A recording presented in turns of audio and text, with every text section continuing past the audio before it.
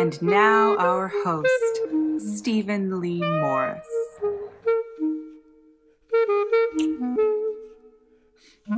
If you run or are associated with a small theater in Southern California that is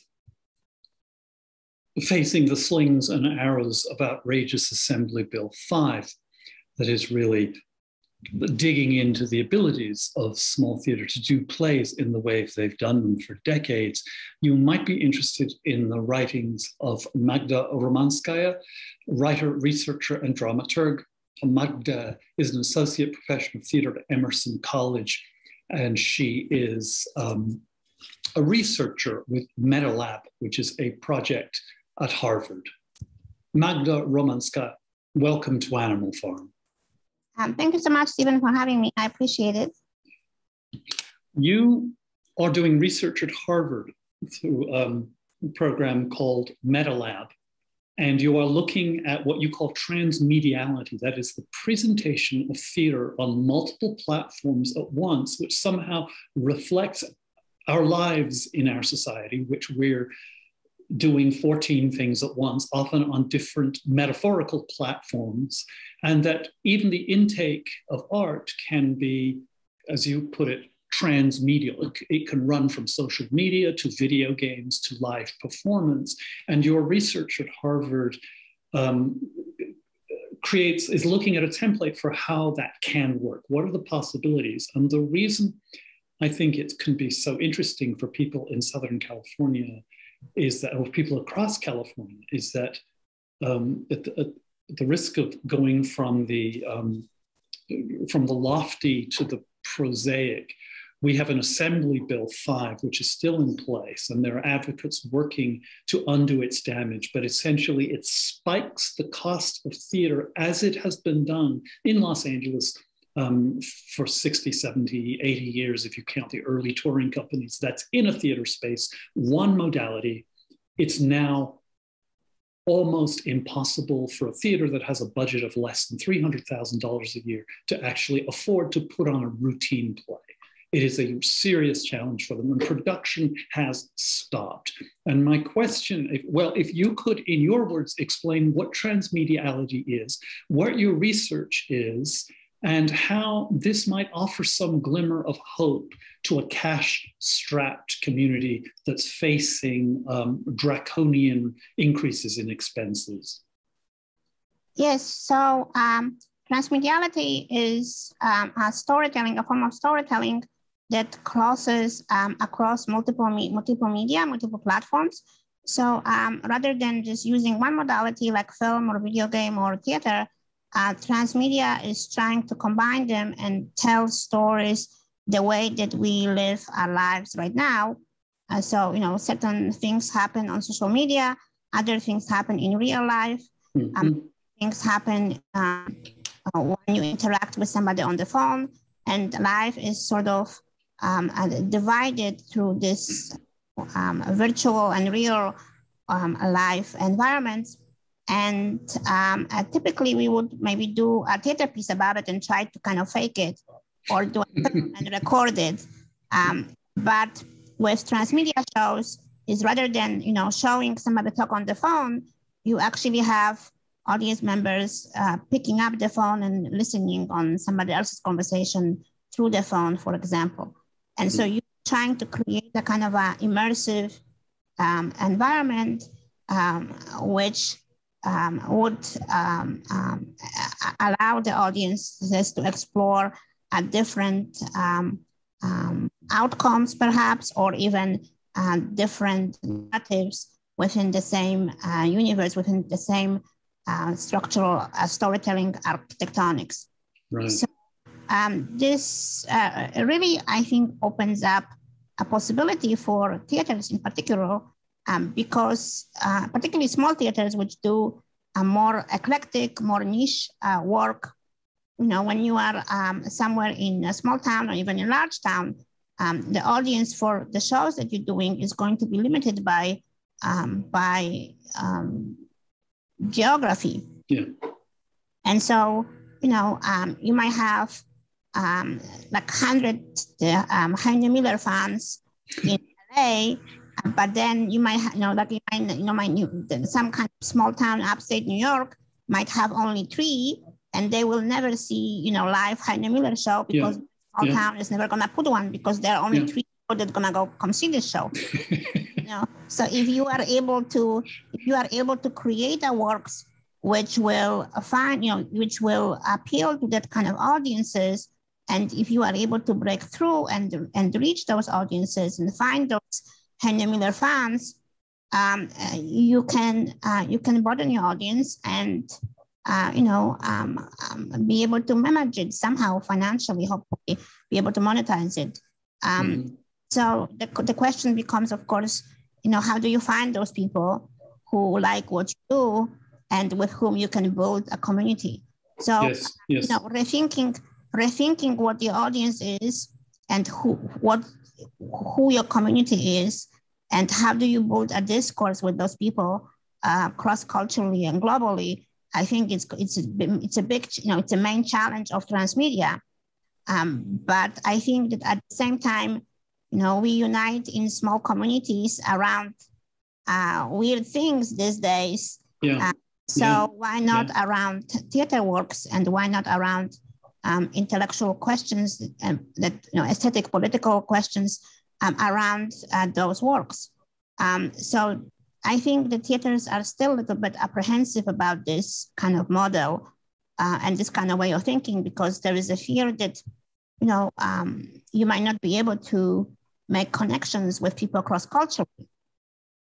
But on the other hand, we have been doing it for the last 20 years since the internet, have become a quite dominant tool. And so being able to translate that, it's a possibility, and it's just a different way of thinking about, what is your stage? All the work the stage. Yeah, I mean, it's kind of a cliche, but where is your stage? Where does it end? Where does it end? And who your audience is. So in that way, I'm thinking this might be an opportunity for small theaters to break away from the shadow of the large ones, because you're competing on a sort of equal footing in some way, for the larger pool of people. And so a really good theater might have a chance to break through. And I've seen, a couple of companies that really have managed to develop a unique style of transmedia works, like Arlequin players here in Massachusetts. We have Arlequin players who have been doing quite complex transmedia works, and they grew from small theater group to kind of nationally and internationally known theater group during the last 2 years, thanks to banking and appealing to global audiences. This is very interesting. It takes a while to do that and to be able to monetize it, but I do think that it's possible. The one mistake which theaters are making, I think, is the assumption trying to use the same, paying season model that they have been using previously, and it's just not going to work in the transmedia environment, simply because people don't track, those kind of events in the same way. And the idea of like paying $35 to see an online show, and it's like when Netflix costs $15 a month, you have to be realistic about what you can charge, and lower the bar of accessibility for folks, and count on the quantity of people to make up for the potential loss in terms of the amounts you're charging. Right. So, because, theater, typically going out to theater, what you're paying for, not just the show, you're paying for the whole experience, yeah? Like kind of a bourgeois theater, you get to dress up nicely, you see your friends, social occasion, it's a kind of a marker of your class, yeah? When you get to the lobby to talk to the proper people and all of that. I mean, theater and opera historically has been that kind of a place where class has, emerged, yeah? And So what people have been paying, they have been paying for access to the network of other patrons and to show themselves off in that context. Yeah. Yeah. I mean, partially. Yeah. And so in the online environment, it's a little bit different. It's a little bit more pluralistic, more democratic, and the class markings are not so visible.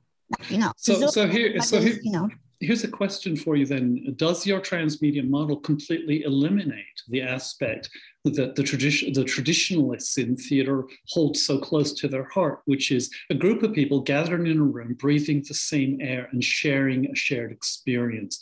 Does the centrality of that is the breathing the same air and being in the same room. Does this eliminate the stage, the live stage completely? Or have you seen in the works that have been successful doing transmedia companies, have you seen theaters that have nonetheless managed to use, at least incorporate a live stage?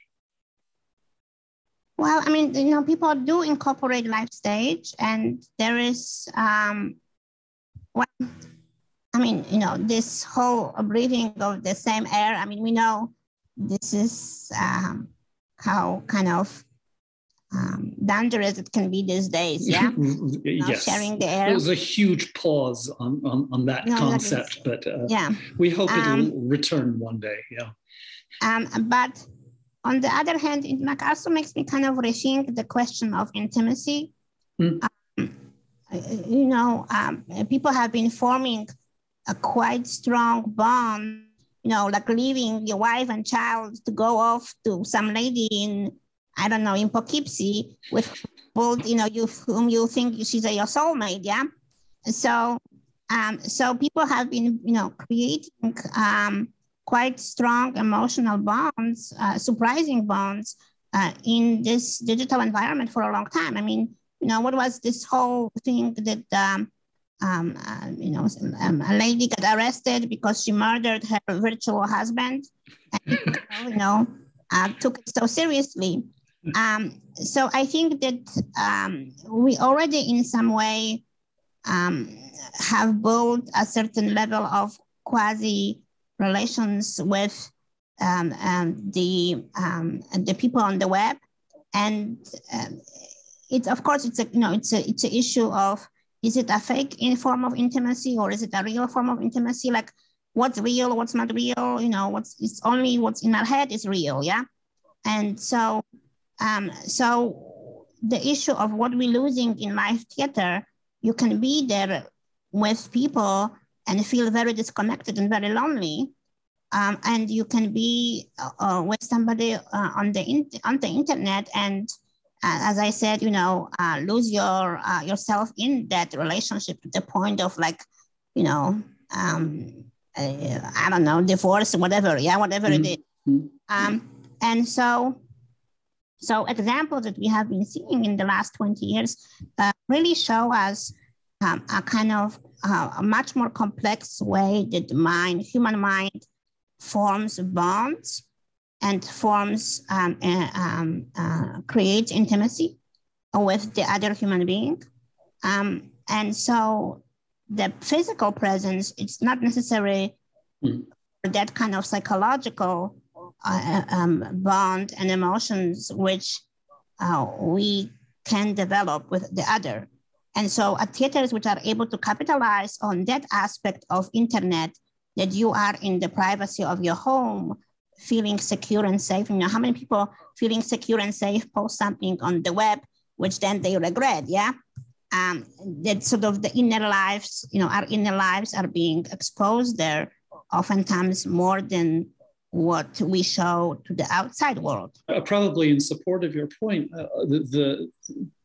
perhaps the 20th century's greatest dramatists wrote about the devastating loneliness of people living their lives together. And I'm thinking of Tennessee Williams, William Ing, Eugene O'Neill. Devastating loneliness. I mean, that was the overriding theme. And this was long before the invention of even a cell phone, let alone a social media. So there is support for that public spaces can also be lonely places. Just the question is, you're making a case that the digital space can be more intimate, and yet this research shows that it really does, especially with teenagers, they're more despondent and lonely when they're addicted to social media than if they meet each other in classrooms. I mean, how do you respond to that in terms of the case you're making? Well, I think that it's kind of binary thinking. That can sort of get you always in trouble. Yeah. And it's very difficult to kind of deny that internet exists and trying to kind of live without it. Yeah. And so rather than resisting it, to try to understand it and use it the way that you want it to be used, and not let it to use you. Like use it as an artistic, use it as an artistic tool, the way that you would use other tools, rather than allowing it to influence you and make you do things. And so this, the same way that teenagers kind of lose themselves in the peer pressure of social media, yeah, and allowing them to understand the purpose of it, for communication, for this, for that, and being, seeing how they can use it for their own creative output, rather than allowing the media to form them and influence their psychology. And so this is, I think, going to be a big challenge for all of us, is to think about internet as an extension of us, which we control, not around. That's a very good point. That's a very interesting point. You've put out a publication. It's actually, what's the word? I was going to say mandate, but that's not the right word. Future Stage Manifesto. It's a manifesto. Yeah, that was the word I was looking for. Future Stages. And where can people find that? Oh, we have it. We have a Future Stage website, and you can just Google MetaLab at Harvard, and it's going to pop up as well. It's been published in American Theater as well, so people can check it out. And is it Future Stage or Future Stages, plural? Future Stage. Future Stage. At Harvard, at MetaLab. So it's pretty easy to find. You can also, just follow me on Twitter, and I post all of our publications and translations and events. We have a series of lectures that we do on transmedia as well.